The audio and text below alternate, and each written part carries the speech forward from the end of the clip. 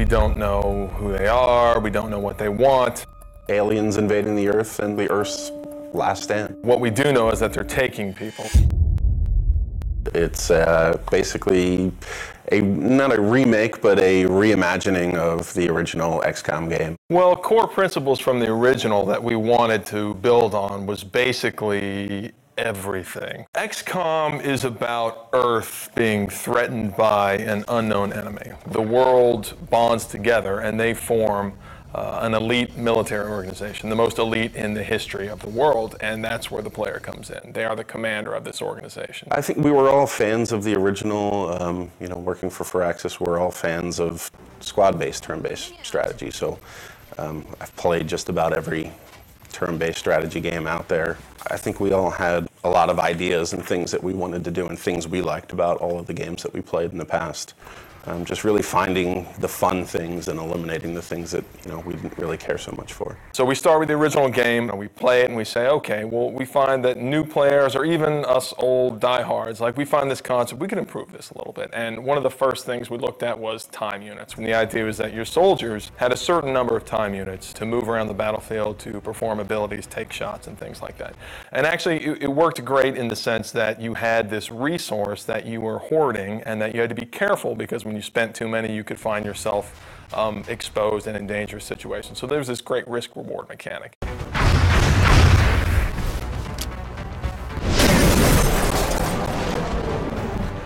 We said, okay, how can we simplify that and sort of free up all that headspace that takes up in the player's head? We sort of turned the time units into a simplified version where the player has a number of moves that they can perform per turn, and they can choose to move, they can choose to move and shoot, they can choose to move really far, and then based on different abilities their soldiers have, maybe they can use those abilities to do different things. But it still has that great risk-reward mechanic. Look, I need to run really far this time, but when you do that, you're always taking the cost that you're not going to be able to shoot, and then you're going to find yourself in a difficult tactical position.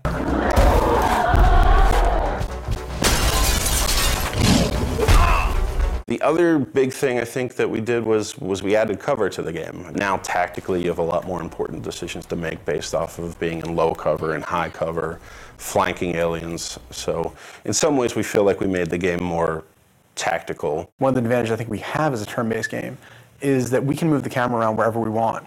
If you're making a game that has real-time response, players get really upset when you take control away from them. Well, we do that every other turn. There's been a very cinematic approach to the game that we're making now that wasn't available then, simply because we can move the camera around and take advantage of the fact that we have a 3D game. We're still leveraging the 3D and the tech that we have available now to make it a much more compelling experience, I think, visually than they were able to do back then. The Glamcam was our way of kind of making a turn-based strategy game sexy. It was a way for us to take the camera and put it in the environment in a way that kind of got you out of the normal gameplay mode, but let you see things a little clearer and a little more up close and feel like you're a little more part of the action.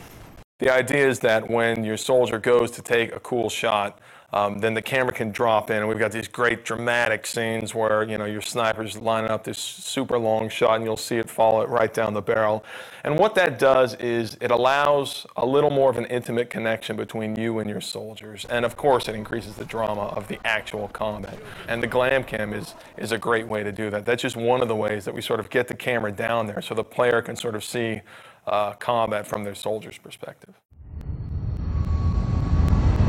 The base was a really unique challenge for us to design. When we started on it, it was flat and more like a level in the game.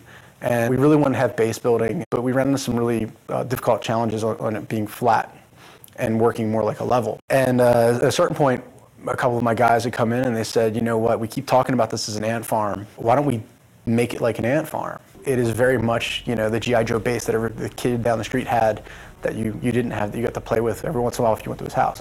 So when we made it, that was one of the things I think really stands out. I think it's a really unique feature to the game. It allows us a lot of flexibility for optimization and for the player to be able to build and expand. And it's a really different, I haven't seen represented that way really ever. And on top of that, they're actually expanding the structure, customizing the facilities that they're adding to their base. We want them to be able to see their soldiers interacting and their scientists, and so I think it's this really neat moment where you get into the game and you have this physical structure that you've customized and you've made the decisions about what you want to focus on, and then you can see your soldiers that you've leveled up and you've grown attached to, you can see them interacting, and it's something that I think we're really proud of. We're really excited for people to see.